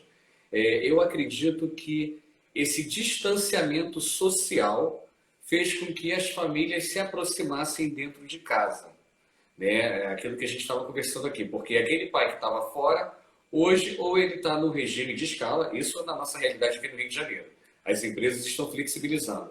Ou ele está trabalhando por escala, e aí ele está tendo tempos para ficar em casa, e aqui no Rio nós estamos com limitações, né, de locomoção, agora que estão começando a flexibilizar, ou esses pais estão trabalhando em home office, e os filhos que estavam na creche ou na escola estão dentro de casa.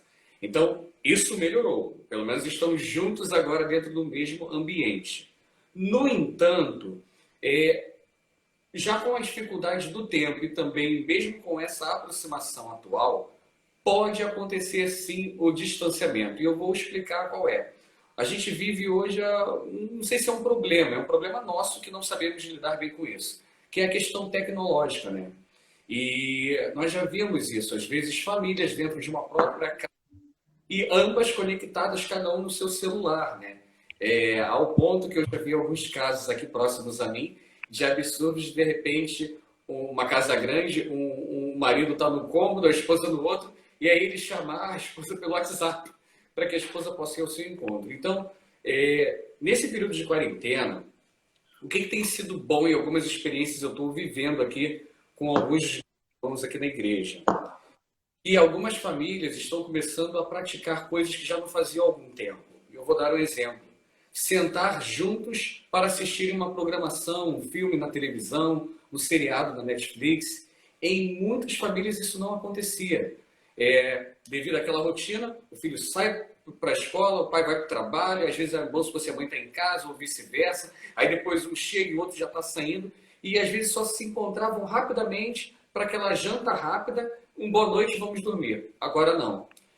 Agora eles estão tendo um contato maior. Então o importante, eu acho que é distribuir atividades, né, dentro desse período, tentar utilizar o máximo de interação.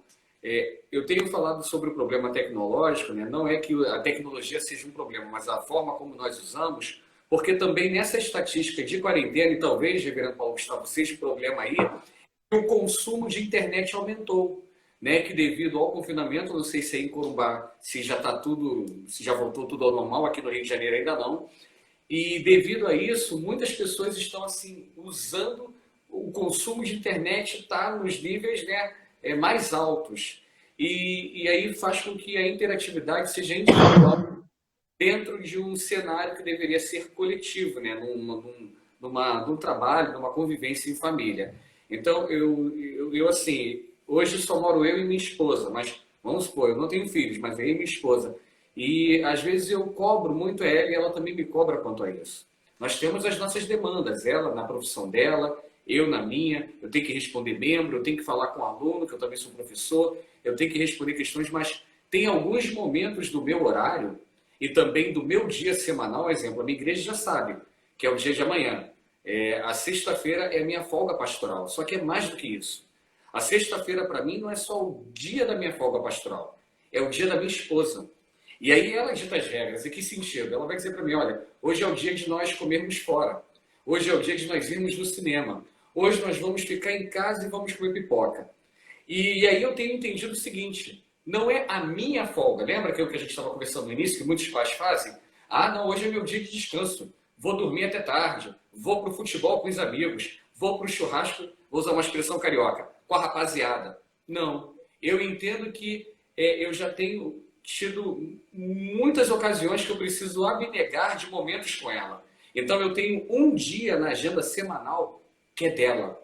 Então eu tenho pensado, e a gente pode também aplicar isso nesse momento de confinamento e até fora do confinamento, também para os nossos filhos. E aí eu quero fazer essa pergunta, né, não só para a irmã que faz essa pergunta, mas para todos que estão assistindo aqui. Qual é o dia que você separou da sua agenda? Talvez você vai dizer, olha, o meu dia com meus filhos é todos os dias. Tudo bem, eu sei. Mas eu quero dizer o seguinte, qual é aquele dia que você para e você diz o seguinte, olha, não me incomode agora, porque hoje eu estou em total atendimento e atenção para os meus filhos. E sabe por que eu estou falando isso para vocês? Porque eu em casa, o que eu preciso fazer, Reverendo Paulo Gustavo? Eu boto meu celular em modo avião. Em alguns momentos eu retiro meu telefone do plug. Se tiver alguma ovelha lá de Vila Nova, vai puxar minha orelha. Mas eu preciso fazer isso por quê? Porque aquele momento é meu com ela. E aí a gente faz isso. Eu sempre até falo muito com ela em casa. Falo, olha, até para ver televisão, Reverendo, se eu estou vendo televisão com a minha esposa, a gente está assistindo um filme, e de repente o sono bate, eu olho para ela, ela não está assistindo comigo, eu acordo ela, mesmo que eu esteja bem para ver o filme, mesmo que eu queira ver o filme, eu acordo ela falando, amor, vamos dormir. Vamos dormir juntos e aí no dia seguinte nós voltamos a assistir o filme juntos. Não existe essa programação individual. Temos 2 televisores em casa, mas não tem essa questão de eu numa televisão assistindo uma programação e ela numa outra. Então, nós casamos tudo. Tem momento que ela quer ver uma programação que eu não quero assistir, mas aí eu me esvazio para falar o seguinte, eu não gosto dessa programação não, mas vou sentar aqui do lado dela para assistir isso. Na maioria das vezes, a irmã que tem sido santa. Na maioria das vezes é o pastor. Que pastor, né, Pedro Paulo? Só assiste coisa chata. Pastor assiste Daniel, National Geographic, então, e vários outros documentários, né? Vídeos no YouTube, música, estudos, mas ainda assim a santa está ali junto, acompanhando. Então, eu acho que a gente pode criar, né, esses mecanismos com os nossos filhos, porque o distanciamento social fez com que agora nós estejamos dentro de casa com os nossos. Então a gente tem que ser criativo. Vai deixar o seu filho isolado dentro do quarto mexendo no computador? Vai deixar o seu marido no outro cômodo mexendo nas ferramentas ou consertando o carro que já está parado há muito tempo? Então a gente tem que criar esses mecanismos, tá? Eu tenho feito isso, não posso dizer assim, olha, é a receita de bolo, mas para mim tem sido proveitoso, tem sido bom. E eu rapidamente até compartilhar uma experiência aqui que a minha família, que a família da minha esposa, ela teve, né? Durante muito tempo eles tiveram, né, um período assim, né, muito humilde, né, muito simples. Então eles não tinham televisão e tudo mais, mas o que aproximava eles? Eles tinham um rádio que eles sintonizavam numa emissora evangélica para ouvir louvores, mas eles estavam juntos brincando, jogando um dominó, brincando com pega-vareta. Tem criança que, se de repente nós perguntarmos hoje, reverendo, o que é um dominó, a criança não sabe. Então, assim, qual é o pai que senta ali com o filho? Olha, vamos aqui montar um quebra-cabeças, vamos aqui fazer isso. Então, tem muitas coisas que a gente pode criar, né, para evitar esse distanciamento dentro de casa. Muitas coisas mesmo. Então, perfeito. Eu vou colocar 2 perguntas em uma aqui, que o tempo está correndo. A pergunta do Douglas, né, e a pergunta da esposa dele, da Jéssica, aqui. Como aconselhar pais que não são comprometidos com o ensino bíblico de seus filhos? E a outra pergunta da Jéssica é: que conselho o senhor daria a um pai ou mãe que sofrem a educar seus filhos na vida cristã por viverem um relacionamento sob julgo desigual? Eita, Jesus. Você vai jogar essas bombas no meu colo. Foi prometido e foi feito, né? Então vamos lá. Desculpa, só a primeira pergunta? Eu fiquei com a segunda. A primeira é: como aconselhar pais que não são comprometidos com o ensino bíblico de seus filhos? Ok. Eu tenho uma frase, Reverendo Paulo Gustavo, que me acompanha, né? Eu não sei se foi eu que criei, mas veio na minha mente. Às vezes falo isso. Uma das coisas mais difíceis no ministério pastoral é você dizer para o crente aquilo que ele já deveria saber que deve fazer como crente. O que eu quero dizer com isso? Né? Que, infelizmente, em alguns movimentos, né, evangélicos, né, ou evangelicais aqui no Brasil, devido a essa teologia evangelical, muitos crentes, né, acabaram se tornando dependentes dos seus líderes e precisam deles para fazer tudo. Né? Tudo que tem que fazer precisa, né, do líder estar ali. Enquanto nós, né, reformados, entendemos que o que nos norteia, né, o que é nossa regra de conduta, de vivência, é a palavra de Deus. Então, eu sei que às vezes isso não deveria acontecer, mas quase sempre eu já estou partindo de um pressuposto, né, que a família, que o casal, que o indivíduo, que ele é crente. E ele, como crente, ele precisa ter o quê? Nós não somos como os judeus, né? Nós não temos ali as regras, mas nós temos princípios que são muito bem estabelecidos pela palavra do Senhor. Então, às vezes, eu encontro algumas dificuldades, minha irmã, quer dizer, meu irmão que fez essa pergunta, de, às vezes, orientar aos pais dentro daquilo que eles sabem que precisam fazer, mas ainda assim eu faço, né? E sempre mostrando aquilo que diz na palavra, né? Sempre encorajando, sempre trazendo exemplos bíblicos, né? Que aquilo que nós passamos hoje não é algo inédito, não é um problema da nossa existência, é algo que já aconteceu com vários povos do passado, com homens e mulheres de Deus. Recentemente, eu pregando um sermão, eu olhava para aquela crise que aconteceu em Belém, né, que envolveu ali Elimeleque e Noemi. E isso acontece com tantas famílias, né? Quer dizer, surge ali uma demanda, o chefe da casa precisa tomar uma decisão, e aquele pai, qual decisão tomou? Opa, vou sair de Belém, que é a casa do pão, está faltando pão. Então eu vou me mudar para Moabe. Só que quando ele chegou em Moabe, que era o lugar que ele acreditava que iria oferecer um futuro melhor para os filhos, ofereceu sepultura para os filhos. Aquela mulher que foi junto com seu marido esperançosa por dias melhores, voltou atribulada, chegou até a dizer, ó, não me chame de Noemi, me chame de Mara, né? Que lá do Êxodo vai trazer a ideia de águas amargas. Então, a nossa vida é assim, né? A gente precisa tomar, às vezes, algumas decisões. Só que o grande ponto que às vezes eu vejo nessa relação de pais com filhos e alguns pedidos que alguns pais fazem aos pastores, não é simplesmente porque eles não saibam o que devem fazer, mas é que às vezes eu observo muito isso, às vezes em algumas conversas pastorais. Às vezes nós queremos ouvir o que o pastor tem para me dizer para exatamente a fazer aquilo e dizer o seguinte, não, foi o pastor reverendo Paulo Gustavo que me recomendou isso. Eu só estou fazendo isso porque foi ele que disse, para exatamente voltarmos àquele assunto, né? Transferir a responsabilidade que é nossa. Então, assim, eu acho que o conselho é orar, é pedir ao Senhor sabedoria. Eu acho que o grande ponto também, nós temos pedido muitas coisas ao Senhor, né? Talvez saúde, eu acho que isso é legítimo, benfeitorias materiais, isso também é muito bom. Mas em poucos momentos eu vejo crentes em reuniões de oração pedindo ao Senhor sabedoria para lidar com as crises, para enfrentar as mazelas, né, que estamos inseridos dentro dessa sociedade má, para auxiliá-los na educação dos filhos. E eu acredito que esse é um primeiro e bom caminho. E normalmente eu tenho orientado, né, dessa forma. Eu sempre chamo as pessoas, olha, vamos orar, vamos pedir ao Senhor direção para isso aqui. E aí tento mostrar para esses bíblicos, né, a forma como andar. Quanto à pergunta, né, da nossa irmã, a questão do julgo desigual... Antes de entrar no julgo desigual, me permita uma parte, mas é assim, quando eu vejo uma situação dessa, assim, em que os pais não são comprometidos com o ensino dos seus filhos, primeiro, para mim, tem um compromisso fundamental anterior que já está sendo negligenciado. Os pais não têm um compromisso com Deus e com a igreja. Então, para eles, isso é algo que pode ser desenvolvido depois, que na realidade não é uma prioridade. E aí, na realidade, não é um conselho, mas é o primeiro questionamento que eu faço para um pai nessa situação qual é a sua prioridade? Qual é a sua prioridade? Entende? Porque eu coloco desse modo, porque uma coisa eu sei, com todas as falhas que eu tenho, muitas vezes eu falo como pai, eu não tenho dúvida disso, mas uma coisa meus filhos não vão poder dizer, de que eu não tinha uma prioridade com o buscar do reino de Deus e com a igreja.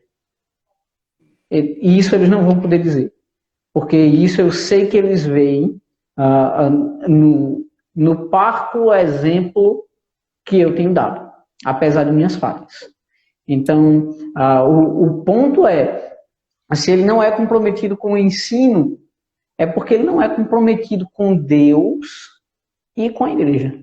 Esse é o primeiro ponto. E a primeira situação a se rever é essa. Você tem que rever seu compromisso com Deus.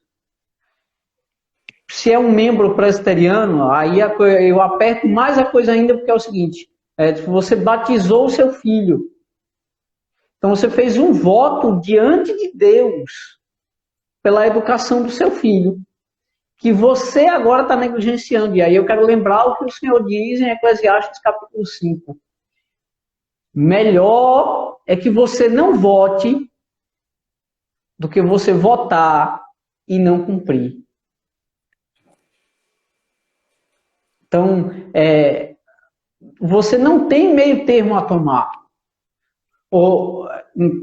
São dois caminhos e só tem uma escolha. Ou você se compromete de fato com isso, porque você primeiro é comprometido com Deus, ou você, na realidade, nunca teve um compromisso com Deus e por isso você não se compromete com a educação dos seus filhos. Esse é o ponto para mim. Manda ver lá, julgo desigual agora. Sobre esse ponto, isso é mais comum do que nós pensamos, né, dentro da casa do Senhor. Não só com uma irmã casada com um não crente, né, ou um homem casado com uma mulher não crente, mas os dois são crentes, mas tem aquele que de fato tem esse compromisso com a igreja, com Deus, e o outro não. E acaba tendo esse julgo desigual, né? Um está puxando demais e ali não vai entrar em acordo. E eu me recordo da carta de Paulo à igreja de Corinto, né, na primeira carta, capítulo 7, verso 14, que o apóstolo Paulo, falando sobre a questão, né, ali da mulher, ele vai dizer o seguinte: porquanto o marido descrente é santificado por causa da esposa cristã, e a esposa incrédula é santificada por causa do marido crente. Se assim não fosse, seus filhos seriam impuros, mas agora são santificados, né? Então, nós temos também outros textos, né, que, inclusive um que é muito citado, né, por nós, né, que a mulher sábia edifica a sua casa. Então, é claro que eu sei que vai haver demandas, vai haver muitos desafios, mas não significa que seja um empecilho para que essa mãe, né, ou esse pai, né, esse que esteja aí sofrendo esse jugo, deixe de oferecer essa criação cristã para o filho. Desculpe ou permitam-me só contar uma experiência minha aqui breve. Eu cheguei no Evangelho na década de 90, propriamente o ano de 99, eu tinha 18 anos. Eu vim do Espiritismo, né? Eu fui católico romano, como muitos, né? Mas fui criado no candomblé. Eu morava num terreiro de macumba, né? Como a gente fala aqui no Rio de Janeiro. E as promessas para mim é que eu seria um ogã, um chefe de ogã. Minha mãe dizia para mim: olha, eu não sei o que aconteceu com você. Eu falava para ela: eu sei, Jesus Cristo me salvou. E daquele que tinha promessa para ser ogã, aquele criado no candomblé se transformou num ministro do Evangelho. Hoje eu não tenho ninguém na minha família que professe a fé em Jesus Cristo. Minha mãe recebeu o Evangelho, né, e teve encontro com Cristo já no leito de morte. Então, o que eu quero dizer é que essa questão do julgo desigual, dos pais não serem crentes, não é um impedimento para que Deus exerça sua soberania através da eleição, né, que ele já planejou antes da fundação do mundo. Agora, é claro que em alguns momentos eu vejo algumas implicações. Eu vejo muitas irmãs que são casadas com maridos que não são crentes e algumas demandas que se apresentam para elas. Eu vejo algumas irmãs que às vezes chegam para mim na escola dominical e dizem: pastor, olha, eu já preciso ir, porque eu preciso ver a comida do meu esposo, ele não entende. Então, qualquer um dos cônjuges que vive essa realidade precisa saber lidar com isso. Precisa discernir isso para, através do seu testemunho, edificar não só a sua vida e glorificar a Deus, mas também edificar esse marido descrente, conforme o apóstolo Paulo aqui diz. E aí, às vezes, né, reverendo, nós ficamos com aquela grande preocupação de pregar o evangelho, de estar na igreja, de isso e de aquilo. E aí eu vou falar aquilo que eu estou aplicando aqui para o marido, mas que serve para os filhos e que já foi falado aqui, tanto por mim como pelo reverendo Paulo Gustavo. Nós temos que olhar a questão do testemunho, né? E aí, quando eu penso a questão do testemunho, eu me lembro daquela célebre frase, né, que Francisco de Assis, em certa feita, disse: pregue o tempo todo. Se possível, use palavras. E aí eu quero dizer o seguinte, né? Quando o seu marido, se for o caso de uma mulher, ou quando a sua mulher, se for o caso do marido, ele vê em você essa vida transformada, essa vida que através das suas atitudes glorifica o nome do Senhor em todas as coisas. Quando ele vê as palavras saindo da sua boca, as mais verdadeiras, porém faladas com doçura, com destilar do mel, né? Aquele tratamento sempre doce, amável em todas as coisas, ele vai entender que para o filho dele, que ele também ama, ou para o filho dela, que ela também ama, mesmo ela não sendo crente, é o melhor caminho que essa criança venha a ser conduzida. E eu tenho inúmeros casos, meus irmãos, de homens e mulheres que não são crentes, mas os maridos e as esposas são minhas ovelhas, ou já foram minhas ovelhas em outras igrejas, e eram pessoas que começaram a apoiar, né, essa participação das crianças no Evangelho, porque testificavam esse exemplo dado pelo cônjuge através da convivência cristã no lar. Então isso é importante. É claro que eu sei que isso não é para cada regra, pode ter muitas exceções, isso não é uma regra para todas as famílias, mas eu tenho observado que em alguns lares tem acontecido esse aspecto aí que o apóstolo Paulo falou. E quem diria, após eu tenho uma experiência linda, né, de um casal em que o marido ele começou a ir sozinho para a igreja. E ele chorava junto comigo, chorava com outro pastor, que eu era auxiliar desse pastor, e ele sempre pedia para a esposa ser alcançada, ele sempre pedia para os filhos estarem no Evangelho, ele tentava levar os filhos, e olha o que o Senhor fez. Ele começou a desenvolver isso que eu estou conversando aqui com vocês, e a esposa foi para a igreja. E logo nos primeiros meses dela frequentar a igreja, esse irmão foi recolhido pelo Senhor para a glória. Mas o trabalho de vivenciar e anunciar esse evangelho da graça foi feito. E aí, sempre quando eu conversava com essa irmã, com o saudosismo, né, daquele irmão tão querido, e às vezes no momento em que as lágrimas grossas escorriam no rosto dela, eu dizia: mas olha, com grande alegria, ele cumpriu o chamado dele no Senhor e trouxe edificação para a sua vida e para o seu lar. Porque hoje você não tem a presença do seu marido, mas hoje você desfruta da presença de Cristo e do consolo do Espírito Santo. Então, meus irmãos, volto a dizer, é claro, não é uma regra, mas isso também pode ser trabalhado, né? E para o Senhor não há barreiras. Eu vou pegar o próprio ponto aqui de 1 Coríntios capítulo 7, versículo 14, reverendo, e aplicar e direcionar a questão da educação dos filhos. É assim, você está em julgo desigual e você tem a missão de, tanto no seu testemunho, evangelizar o seu esposo, quanto evangelizar os seus filhos, esposo, esposa e seus filhos. Né? Porque, como o apóstolo Paulo disse, é por meio de sua vida que seus filhos são santificados. E aí você vai ter o desafio de lidar com as pressões que um lar sob julgo desigual traz, né?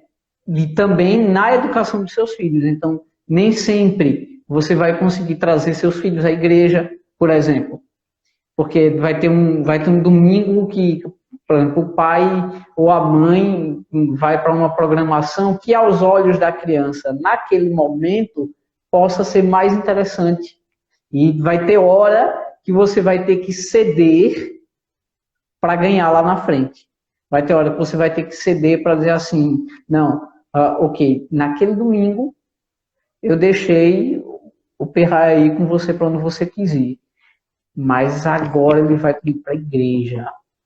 Até ele querendo ou não, mas agora ele vai. Tem hora que as coisas têm de funcionar desse jeito. Então, a gente tem que fazer, óbvio, as situações são múltiplas. A gente não tem como dar, como você colocou lá atrás, uma receita de bolo para que você aplique desse modo.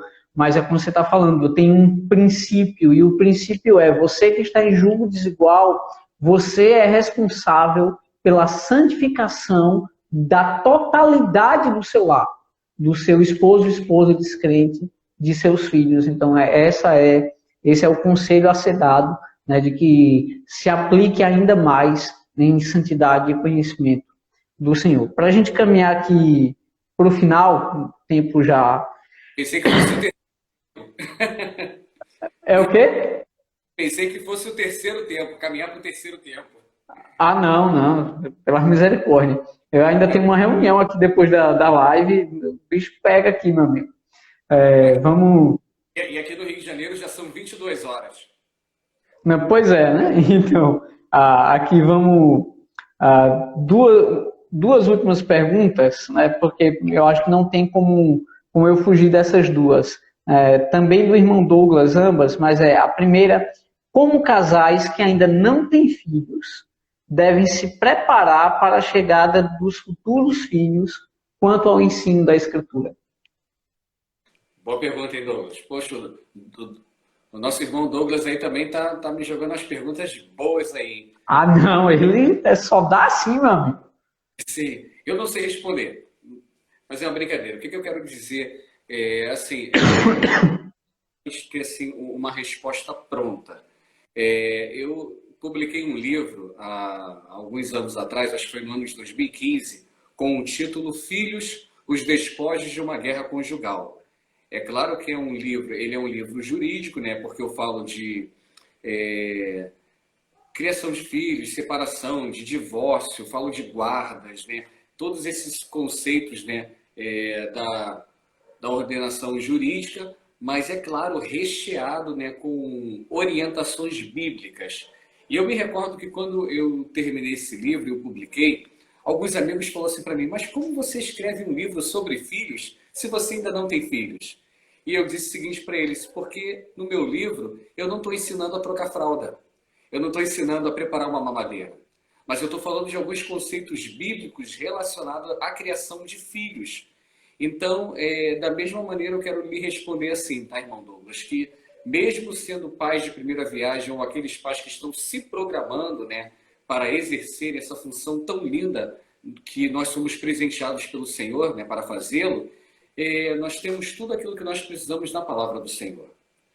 E às vezes eu fico surpreendido pelo relato de alguns não crentes, né, até quando leiam, teve alguns que quando leram algumas literaturas bíblicas seguintes, olha, eu não sabia que a Bíblia falava sobre isso. Eu falo, meu amigo, a Bíblia responde todos os âmagos, né, do ser humano. Não há nada que nós não possamos aprender, né, e praticar através desse ensino tão claro e tão rico e tão renovante. Então, eu acredito que a orientação é essa. Fazer a leitura com os textos de Paulo, que tratou sobre isso aqui nesse sumário dos deveres da vida familiar. Hoje nós temos cursos ministeriais, né? Acredito que aí também no Mato Grosso do Sul, que trazem orientações, que preparam sobre isso. Nós temos ótimos livros, né? Uma literatura cristã muito rica, tratando assim, né? com muita propriedade, né? Sobre esses assuntos. Então, eu acho que esses que desejam ter filhos devem se municiar com isso, porque de fato, volto a dizer, é uma tarefa muito árdua, muito difícil. Eu não sei se você recorda, né? Mas é uma tarefa difícil, né? Devido àquelas 3 razões, né? Toda a corrupção cerca os seus filhos e tende a contaminá-los. O pecado que brota no coração deles faz com que eles andem em caminhos tortuosos e a própria infantilidade dos nossos filhos às vezes faz com que eles se exponham a alguns perigos. Então, nós precisamos estar municiados da palavra do Senhor e também de literatura cristãs voltadas para esse assunto, e isso pode, é claro, nos ajudar. E aí o restante vai ser a experiência do dia a dia. Cada dia vai surgir demandas novas, vamos respondendo, e aí vocês depois vão ficar craques aí, igual o reverendo, que já até encomendou mais um. Gostou da brincadeira? Rapaz, quando Deus quer mandar, meu amigo, não tem o que impeça. Não é? E é assim, e nós somos gratos, e eu louvo a Deus pela vida dos 2 que já chegaram, e do terceiro que vai vir, que já é amado, que nós louvamos a Deus também pela vida dele ou dela, que a gente ainda não sabe. A ultrassom que a gente fez ainda não deu para ver, e a gente está aqui com o coração pecaminosamente ansioso, né, para saber o sexo, para dar as direções que a gente precisa dar, enxoval com as coisas todas, você vai ver o que te aguarda. Né? Então, para chegar aqui para a última pergunta, Ricardo, a pergunta é assim: os pastores poderiam tecer conselhos gerais sobre como os pais devem lidar com a adolescência dos filhos quanto ao ensino das Escrituras? Pode repetir novamente a pergunta? Essa daí eu peguei só o finalzinho. Os pastores poderiam tecer conselhos gerais sobre como os pais devem lidar com a adolescência dos filhos quanto ao ensino das Escrituras? Ok. Esse é um ponto que às vezes eu tenho me preocupado muito, né? De muitos pais que normalmente apresentam algumas reclamações dos filhos quando eles chegam na adolescência, que eles estão rebeldes, que eles não querem saber de Deus, que é um momento de transição, que eles querem sair da casa de Deus. E aí eu fico, às vezes, me perguntando, não vou dizer que a responsabilidade é sua não, pai, mas eu faço como Paulo, que entende que cada um tem a sua responsabilidade, mas parece que a responsabilidade dos pais tem um peso maior. E aí, quando eu vejo esse problema na adolescência, às vezes a pergunta que eu faço é: como é que foi preparado esse alicerce aí, né? Como é que são os pilares aí, né, dessa fé cristã desses filhos? E às vezes o grande problema é nisso, porque às vezes eu lido com adolescentes, né, rebeldes, né, arredios, né, relacionados à criação do pai, mas aqueles que tiveram um ensinamento muito sólido na infância, eles podem hoje até estar apresentando algum tipo de rebeldia, porém, quando eles são confrontados com as escrituras, que normalmente eu faço isso, eles entendem perfeitamente do lado da moeda a qual eles estão. Então, qual o ponto que me preocupa? Quando eu olho para os três grandes ismos, né, judaísmo, islamismo e cristianismo, nós estamos um pouco para trás no que tange essa questão de educação dos filhos na admoestação, vou usar agora a expressão mais abrangente, do nosso Senhor. Né? Porque lá o muçulmano ele diz que ele tem um Senhor, né, Muhammad, Allah, nós temos o nosso Senhor, o nosso Deus, e o judeu também, né, tem mais aquela dificuldade com Cristo que você sabe. Mas olha que coisa curiosa. Nós declaramos que a nossa fé é a maior fé, que o nosso Deus é o maior Deus, que a nossa palavra é a maior palavra, mas nesse momento de transição ou de transmissão dessa palavra, nós deixamos assim o negócio correr mais leve, mais solto. O islâmico não. Uma criança muçulmana com 6, 10 anos de idade, ele já tem o Corão decorado. E eu conheço uma criança assim, que hoje ela é cristã, mas ela nasceu num contexto islâmico. E essa criança desculpe, não, a mãe foi muçulmana e se converteu ao evangelho e ela criou o filho da mesma maneira como o pai dela criava ela, só que no islamismo. O filho dela, reverendo, com 8 anos de idade, o filho dela já tinha lido a Bíblia toda 3 vezes. E tem crente adulto com 30 anos de evangelho que sequer leu a palavra única vez. Eu olho para o judaísmo, né? Reverendo grande aí, né, lá do Antigo Testamento, né, entende muito bem isso. Ver uma criança antes de fazer o bar mitzvah, ela já tem um grande conhecimento da Torá. Ela já conhece os profetas. Ela já profere algumas leis de cor. E os nossos filhos crentes, você pede para abrir Filemão, ele não sabe nem que isso está na Bíblia. Então, qual é o conselho que os pais devem fazer para esses filhos, né, ou para esses pais que estão com dificuldade de lidar com a adolescência? Bem, a primeira coisa que eu digo é o seguinte: agora já é tarde demais. Mas o que eu quero dizer? Claro que não é tarde, dá tempo. Mas eu sempre digo o seguinte: o trabalho tinha que ser feito lá atrás. O grande problema é que em tudo na vida, né, nós deixamos chegar às últimas consequências. Em tudo nós deixamos o caldo entornar, o copo transbordar. A gente sempre espera acontecer algo muito grave para tomar uma medida. Eu não sei se isso é algo relacionado com o brasileiro, mas eu percebo que não é algo com o gênero humano, não. Porque eu vejo em outras sociedades que não funciona assim. Eu posso pegar uma aqui que é o mormonismo, e os mormons lá eles fazem uma caderneta de poupança guardando direitinho para quando o filho adolescência, ele investe no filho para o filho pregar o evangelho deles no outro país. Tem alguma coisa errada, às vezes eu penso, reverendo, na nossa crença, talvez não cristã, mas principalmente no evangélico brasileiro, nessa questão de formação aí dos filhos. Então, a gente volta àqueles pontos aí. Qual é a orientação? Primeiro, fazer com que os filhos amem a palavra. Mas só que se os pais não fizeram os filhos amarem a palavra do Senhor na infância, será que vão conseguir fazer agora na adolescência? Será que ainda dá tempo? Para muitos pais ainda dá tempo. E para muitos filhos também, mas para outros não dá. Porque, por que eu estou dizendo que não dá tempo? Porque eu já caminhei aqui com muitos filhos que foram ceifados na adolescência, porque abandonaram a casa do Senhor, abandonaram a palavra de Deus e não honraram os seus pais. E aí lembra, conforme eu falei no início, que o mandamento com promessa ainda está vigente, mas tem filho que acha que não. E aí esse pai, que eu vou usar essa expressão, tá, permitam-me, que negligenciou esse ensino, essa admoestação no Senhor, acabam pagando um preço muito caro mais tarde. Para eles que vai chorar pela ausência e para os filhos que vai ter a vida ceifada. Então, eu não sei inicialmente aqui dizer para vocês assim, o que melhor fazer, porque para cada caso a gente vai orientar, né?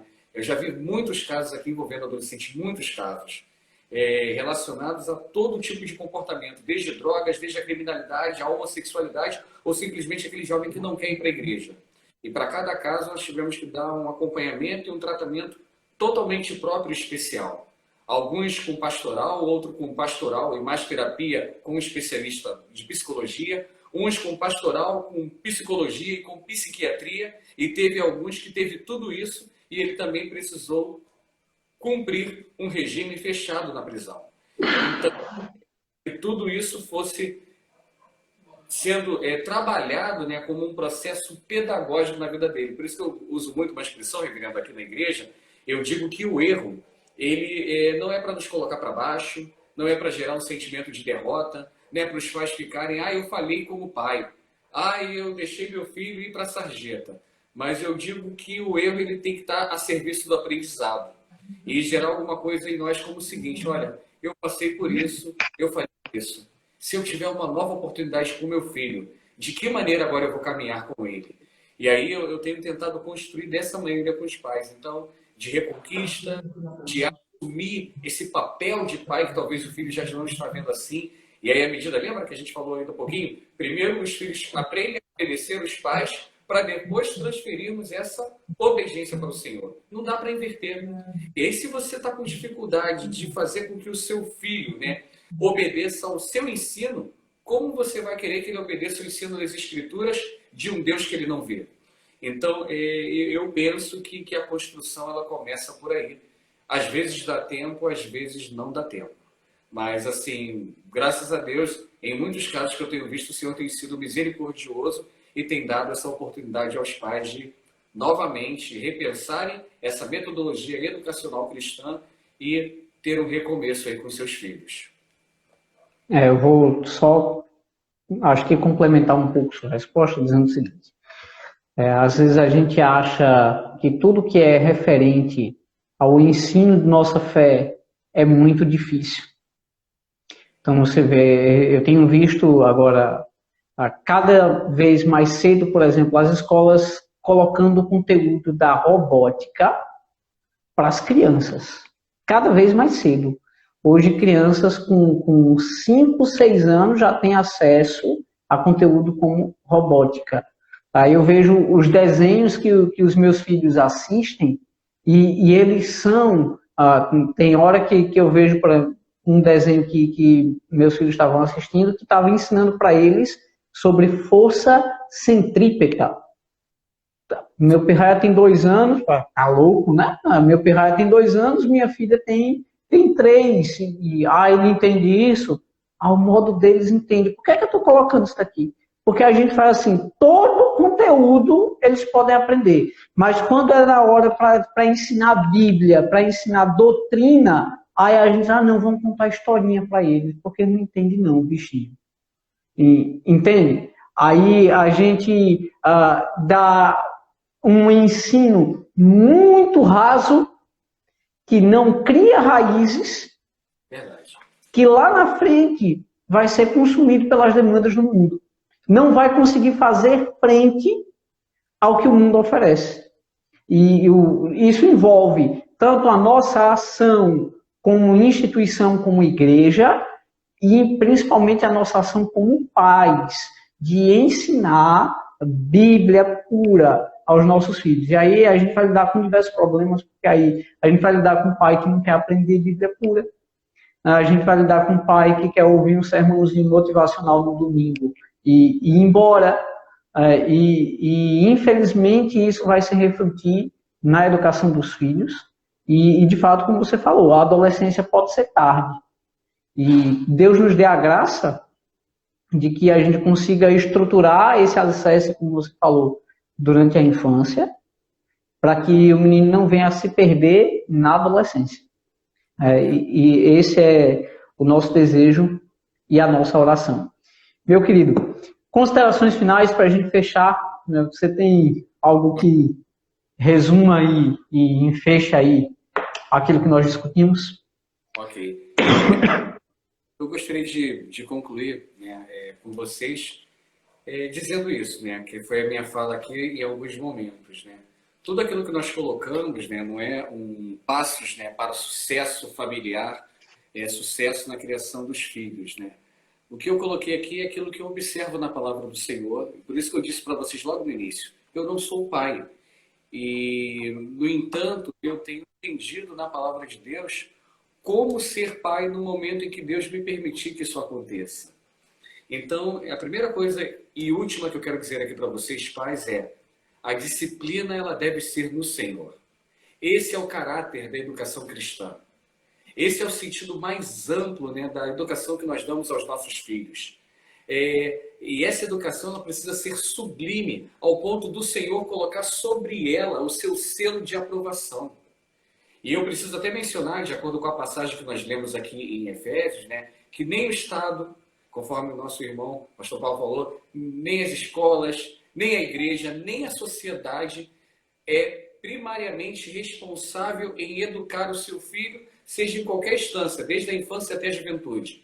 Ainda que várias entidades, né, tenham vital interesse nessa questão, porém, sob a economia divina, à luz do texto bíblico, a criança pertence acima de tudo aos pais. Então são vocês que devem velar por eles, vocês devem fazer aquilo que é possível e impossível, para que essas agências pecaminosas e mal intencionadas aí fora não exerçam influência sobre a educação das suas crianças. Então, que Deus, assim, abençoe a vida de vocês. Reverendo, eu gostaria só de mostrar aqui, fazer uma rápida propaganda, mostrar aqui um material para vocês. Manda ver, manda ver. O teórico que eu tenho usado nessa área, é um livro de minha autoria, com o título Filhos, os Despojos de uma Guerra Conjugal. E o tema de hoje, né, que nós conversamos aqui, é o 4º capítulo desse livro. Eu sei que eu estou um pouco distante, mas depois você pode, se você tiver interesse em conhecer essa obra, é bem baratinho, a gente arruma um jeito de enviar aí para Corumbá.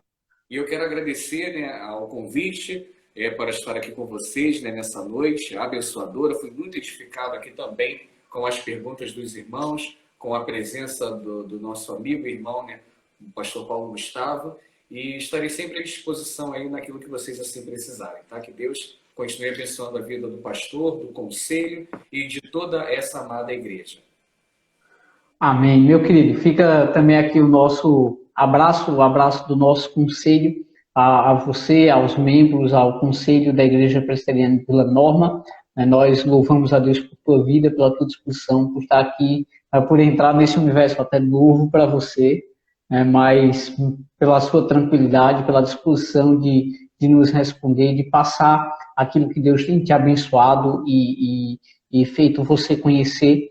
E nós esperamos em Deus que também isso edifique a ti e aos membros da tua igreja, né, e que, acima de tudo, o Evangelho do Senhor seja proclamado e que a gente proclame, de fato, como nós devemos ser pais que glorificam ao Senhor. Esse é o nosso alvo. Então, fica nosso muito obrigado. Eu quero já também aproveitar, agradecer a você que nos acompanha nas nossas redes sociais, agradecer a você que nos acompanha no nosso canal no YouTube.